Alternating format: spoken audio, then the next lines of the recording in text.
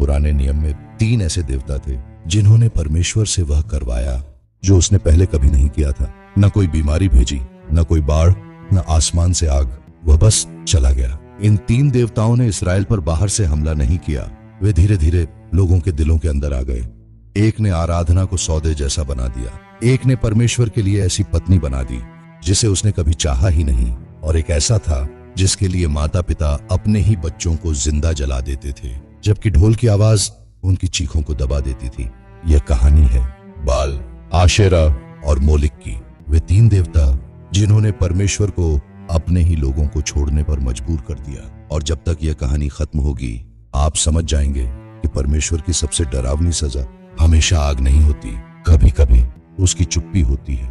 फिर एलियाह ने यहोवा की टूटी हुई वेदी को ठीक किया। उसने 12 पत्थर रखे इसराइल की 12 जातियों के लिए, उस देश के लिए जो दूसरे देवताओं के पीछे भागकर टूट चुका था। उसने वेदी के चारों ओर एक गड्ढा खोदा, फिर बलिदान पर पानी डलवाया। बाल की चुप्पी अब सबके सामने एक सवाल बन चुकी थी। लेकिन इस कहानी को बाद में पढ़ते समय सबसे दुख की बात यह लगती है कि सिर्फ एक पीढ़ी के अंदर ही बाल की पूजा फिर से इसराइल में वापस आ गई। वेदियां फिर से बना दी गईं, पूजा के स्थान फिर से शुरू हो गए। पुराने सबूत बताते हैं कि करमेल की घटना के बाद भी लगभग 100 साल तक इसराइल में बाल की पूजा चलती रही। आसमान से कोई गरज नहीं आई जिसने इसे रोक दिया हो, कोई चमत्कार नहीं हुआ जिसने लोगों को हमेशा के लिए बदल दिया हो। बार बार इसराइल ने रिश्ते के बजाय सौदा चुना, परमेश्वर के साथ वाचा के बजाय बस सुरक्षा जैसा भरोसा, न दिखने वाले परमेश्वर के बजाय सामने दिखने वाली वेदी। बाल शोर वाला था, बाल सबके सामने था, उसकी पूजा खुले में पहाड़ियों पर आसमान के नीचे होती थी। दूसरा देवता अलग था, उसका नाम था आशेरा। उसने पहाड़ियों से हमला नहीं किया, वह चुपचाप घर के अंदर आ गई। आशेरा कनान की दुनिया में माँ देवी मानी जाती थी, बच्चे होने की देवी, औरत की ताकत की देवी, समुद्र की देवी और जीवन की देवी। जहाँ बाल तूफान और दिखावा था, वहीं आशेरा शांत थी, घर के अंदर रहने वाली। उसे लकड़ी के खंभों या खास तरह के पेड़ों से दिखाया जाता था जो वेदियों के पास लगाए जाते थे। घर के सामान पर उसकी तस्वीरें बनाई जाती थीं। उसकी तस्वीरें एक बहुत पुरानी और दिल से जुड़ी बात दिखाती थीं। जीवन का पेड़, पालन करने वाली माँ, हर जीवित चीज की जड़। बाल खुले में पूजा जाता था, लेकिन आशेरा चुपचाप घरों के अंदर आ गई। यिर्मयाह अध्याय 7 बताता है, बच्चे लकड़ियां इकट्ठा करते हैं, पिता आग जलाते हैं और औरतें स्वर्ग की रानी के लिए रोटियां बनाती हैं। पूरा परिवार साथ में। यह कोई छुपकर किया जाने वाला काम नहीं था। बच्चे वैसे ही लकड़ी ला रहे थे जैसे घर के किसी भी काम के लिए लाते हैं। माँ रसोई में अपने हाथों से चढ़ावा तैयार कर रही थी। यह सब सामान्य बन चुका था। फिर बड़े होकर वही बच्चे अपने बच्चों को वही बातें सिखाने लगे, बिना दोबारा सोचे, जैसे हर पीढ़ी वही आगे बढ़ाती है जो उसने हमेशा देखा और सीखा हो। जब पुरातत्वविद पुराने इजरायली घरों की खुदाई करते हैं तो उन्हें मिट्टी की छोटी छोटी मूर्तियां मिलती हैं। एक औरत की मूर्ति जो अपने सीने को पकड़े हुए दिखाई देती है। लगभग पक्का माना जाता है कि ये मूर्तियां आशेरा की पूजा से जुड़ी थीं।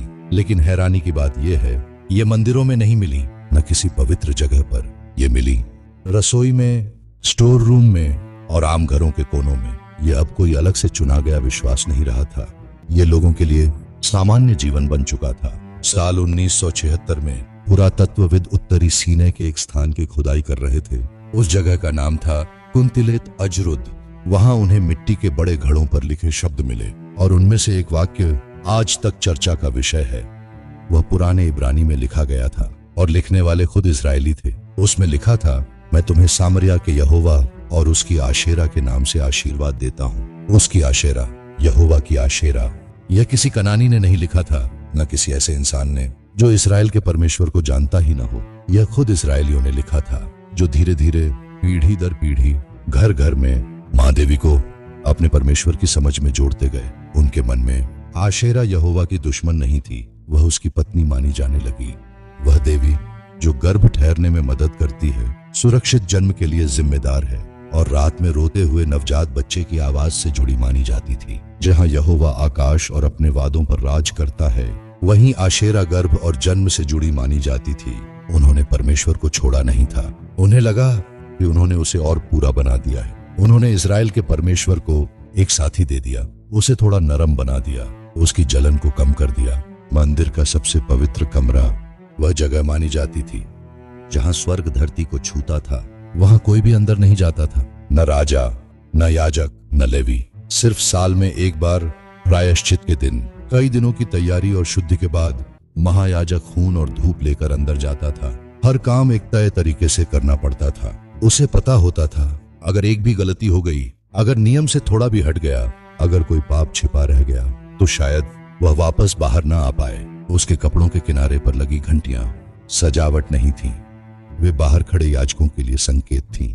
जब तक घंटियों की आवाज आती रहती तब तक वे समझते वह जिंदा है। लेकिन मनुष्य ने आशेरा की तराशी हुई मूर्ति उसी कमरे के अंदर रख दी और वह मूर्ति वहां पूरे 55 साल तक रही। 55 साल तक हर महायाजक जब प्रायश्चित के दिन अंदर गया तो परमेश्वर की उपस्थिति के स्थान के पास ही कनानी देवी की मूर्ति खड़ी थी। 55 साल तक दुनिया की सबसे पवित्र जगह इस्राएल के परमेश्वर और उस देवी के बीच बांटी हुई थी जिसे लोगों ने उसकी पत्नी मान लिया था। और यही बात उस चुप्पी को इतना डरावना बनाती है। जिस दिन मूर्ति अंदर लाई गई, परमेश्वर ने उसी दिन मनुष्य को नहीं मारा, मंदिर को 2 टुकड़ों में नहीं तोड़ा, आग भी नहीं भेजी। मंदिर वैसे ही खड़ा रहा, याजकों की सेवा चलती रही, बलिदान होते रहे, त्योहार मनाए जाते रहे। बाहर से देखने पर सब कुछ ठीक लगता था, लेकिन उस कमरे में कुछ बदल चुका था। फिर एक राजा आया जो तब पैदा भी नहीं हुआ था जब यह सब शुरू हुआ था। जब उसने पहली बार पढ़ा कि परमेश्वर ने सच में क्या कहा था, तो उसने अपने कपड़े फाड़ दिए और जोर जोर से रोने लगा। वह सिर्फ 26 साल का था और 8 साल की उम्र से ही राजा था। उसका नाम था योशिय्याह। 6 ईसा पूर्व में महायाजक हिल्किय्याह मंदिर की मरम्मत करवा रहा था। तभी व्यवस्था की पुस्तक मिली। जब वह पुस्तक राजा को पढ़कर सुनाई गई तो योशिय्याह टूट गया, क्योंकि उसे समझ आया कि उनका राष्ट्र कितनी दूर जा चुका है। उसने मंदिर से आशेरा का खंभा हटवाया और उसे जला दिया। उसने उन घरों को गिरा दिया जहां पुरुष वेश्याएं मंदिर के अंदर रहते थे। उसने हिन्नोम की घाटी में तोपेत नाम की जगह को नष्ट कर दिया जहां बच्चों की बलि दी जाती थी। उसने ऊंचे पूजा स्थलों को तोड़ दिया, पूरे देश की वेदियां गिरा दी। दूसरा राजा की पुस्तक कहती है, उससे पहले कोई राजा ऐसा नहीं हुआ जो पूरे दिल, पूरी जान और पूरी ताकत से यहोवा की ओर लौटा हो। लेकिन फिर 609 ईसा पूर्व में 39 साल की उम्र में योशिय्याह मारा गया और उसके मरने के सिर्फ 30 साल के अंदर सब कुछ फिर बदल गया। हर वेदी फिर से बना दी गई, हर ऊंचा पूजा स्थान फिर शुरू हो गया। जिस तोपेत को योशिय्याह ने बंद किया था वह भी फिर से चालू हो गया। इजराइल के इतिहास का सबसे बड़ा जागरण एक पूरी पीढ़ी भी नहीं टिक पाया।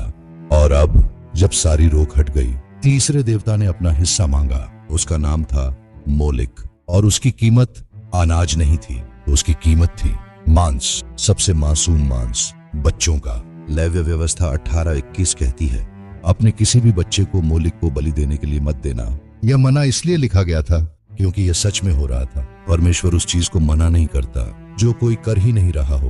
पहला इस्राएली राजा जिसके बारे में लिखा है कि उसने मोलिक को बच्चे चढ़ाए, वह कोई विदेशी राजा नहीं था, वह था आहाज, दाऊद के वंश का राजा।